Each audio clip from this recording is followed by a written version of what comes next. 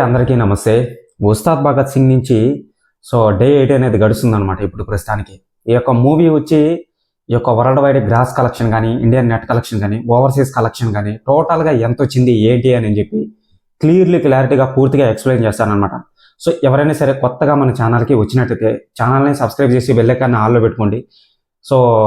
ఇటువంటి అప్డేట్స్ని మీ ముందుకు తీసుకొని వస్తాను అన్నమాట. మూవీ వచ్చి డే 1 చూసుకున్నట్టయితే ఆల్రెడీ మీకు తెలిసిందే 34 కోట్ల 75 లక్షలు అయితే సంపాదించింది అనమాట. అంటే దీని Indian net collection first day 25 కోట్లు అయితే వచ్చిందనమాట. దాంట్లో జిఎస్టీ పే చేస్తే 34 కోట్లు అయితే వచ్చిందనమాట. డే 2 చూసుకున్నట్లయితే 9 కోట్లు అయితే వసూలు అయితే చేసిందనమాట. అసలు విషయం చెప్పడం మర్చిపోయాను. ఇప్పుడు ప్రస్తుతానికి డే 8 అనేది జరుగుతుంది కాబట్టి ఇప్పుడు ఈ యొక్క మూవీ వచ్చి 17 లక్షల వరకే సంపాదించింది అన్ని లాంగ్వేజ్లకు సంబంధించి. ఓకేనా, అన్ని లాంగ్వేజ్లకు సంబంధించి ఓన్లీ ఇండియన్ నెట్ కలెక్షన్లో 17 లక్షల వరకే సంపాదించింది అనమాట. ఓవర్సీస్లో వచ్చి 1 లక్ష వరకే సంపాదించింది అనమాట. ఓకేనా, అక్కడ మ్యాన్ పవర్ అనేది తక్కువ ఉంటుంది చాలా వరకు, ఆల్రెడీ మీకు తెలిసిందే. ఓవర్సీస్ కలెక్షన్ అనేది ఏ రేంజ్లో వస్తుందో ఒకసారి ఊహించుకోండి. ఇక చూసుకున్నట్లయితే డే 3 వచ్చి 9 కోట్ల 10 లక్షలు అయితే సంపాదించింది. డే 4 చూసుకున్నట్లయితే 7 కోట్ల 50 లక్షలు అయితే సంపాదించింది. డే 5 చూసుకున్నట్లయితే 2 కోట్ల 50 లక్షల వరకే సంపాదించింది అనమాట. డే 6 చూసుకున్నట్లయితే 1 కోటి 75 లక్షలు అయితే సంపాదించింది.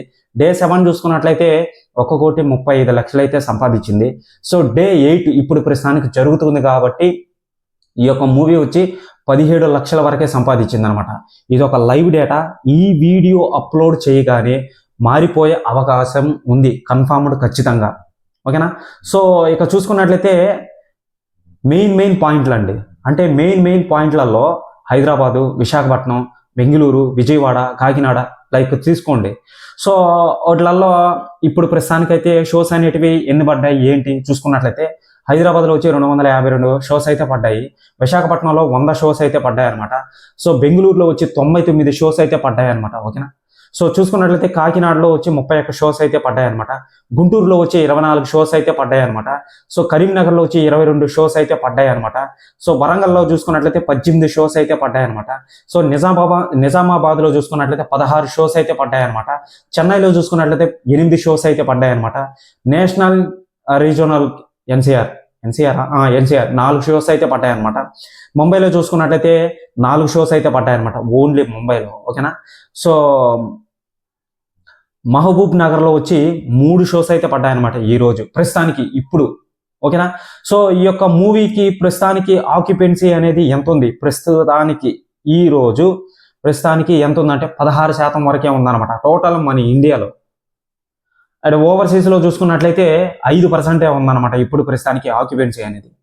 First day 69, second day 36, third day 36, fourth day 32. ఓకేనా, fifth day 20, sixth day 19, seventh day 18, 8 day ఇప్పుడు ప్రస్తుతానికి 8వ రోజు జరుగుతుంది కాబట్టి 16% వరకే ఈ యొక్క మూవీ అనేది ఆక్యుపెన్సీ అనేది జరిగిందనమాట. అట్లయితే first day collection, first day ఈ యొక్క ఉస్తాద్ భగత్ సింగ్కి ఎన్ని షోస్ అయితే పడ్డాయి? 4,000కు పైగానే పడ్డాయి. ఓకేనా, కలెక్షన్ బాగానే వచ్చిందనమాట. సెకండ్ డే 3,000కు పైగా పడ్డాయి అనమాట. థర్డ్ డే 3,000కు పైగా పడ్డాయి అనమాట. ఫోర్త్ డే 3,000కు పైగానే పడ్డాయి అనమాట. ఓకేనా, ఫిఫ్త్ డే 2,000కు పైగా పడ్డాయి అనమాట. సిక్స్త్ డే 2,000కు పైగా పడ్డాయి అనమాట.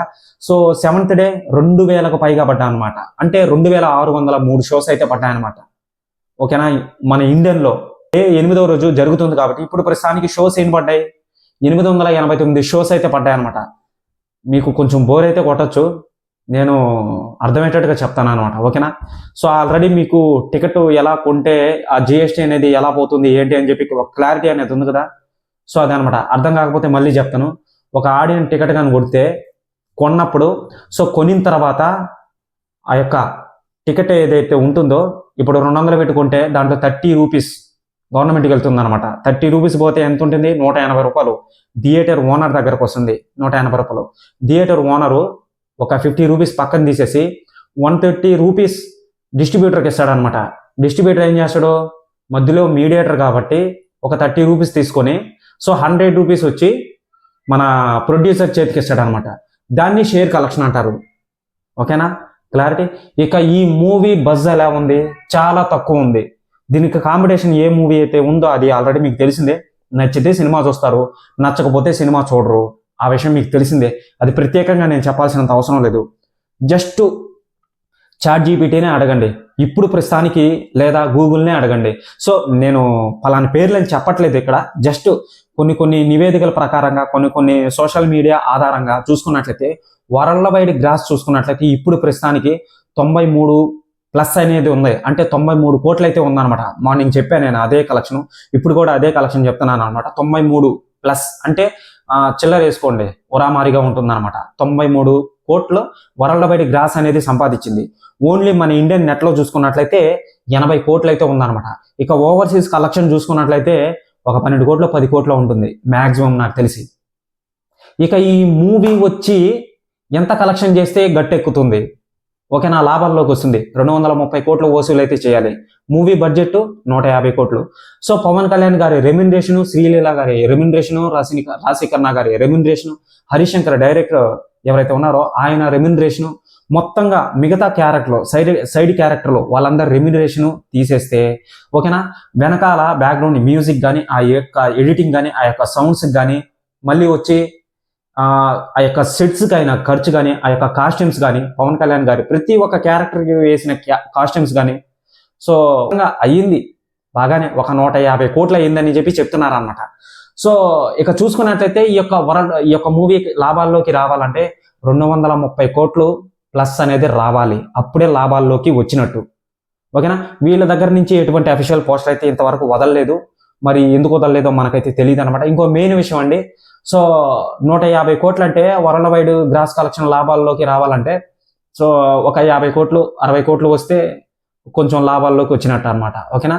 సో పెట్టిన బడ్జెట్ కన్నా ఎక్కువ రావాలి, ఎక్కువ వస్తే దాన్ని షేర్ కలెక్షన్ అంటారు, అర్థమైందా, అది ప్రొడ్యూసర్ దగ్గర. సో ఇదండి, చూసుకున్నట్లయితే ఈ యొక్క మూవీ వచ్చి ఇప్పుడు ప్రస్తుతానికి ఈ రోజు కూడా మీకు ఇది కూడా చెప్పాలి, సో మీకు అర్థం అవ్వాలన్నమాట, ఇది కూడా చెప్తే అర్థమవుతుంది అనమాట. వితిన్ 24 అవర్స్లో కానీ, వితిన్ 1 అవర్లో కానీ నాకైతే ఎలా చూపిస్తుందంటే బుక్ మై షోలో వితిన్ 24 అవర్స్లో 11.14K టికెట్స్ అయితే అమ్ముడుపోయాయి అని చెప్పి చూపిస్తుంది అనమాట. వితిన్ 24 అవర్స్ అనమాట, 1 అవర్ కూడా కాదు, 24 అవర్స్.